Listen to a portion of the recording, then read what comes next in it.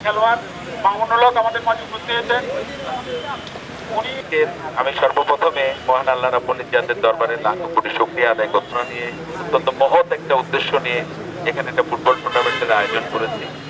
নিবেদিত প্রাণ অনেক সহকর্মী যারা তাদের আন্তরিক শ্রম দিয়ে আর অংশটুকু বলতে চাই টুর্নামেন্টটা করার উদ্দেশ্যটাকে মানুষ আমার জন্ম এখানে, আমরা এই রেল স্কুলেরই ছাত্র। উদ্বোধনী অনুষ্ঠানে যিনি প্রধান অতিথি হিসাবে উপস্থিত থাকবেন গণপ্রজাতন্ত্রী বাংলাদেশ চট্টগ্রামের রাজপথে ছাত্র জনতার আস্থার প্রতীক শরীফুল ইসলাম তুহিন আমাদের মাঝে আমাদের এই সাকির আহমেদ শাহজালাল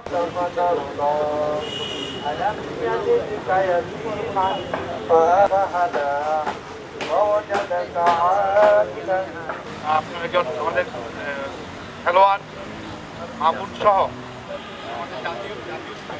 আমাদের একটা জেনারেশন মাদক থেকে দূরে থাকবে, শারীরিকভাবে সুস্থ থাকবে।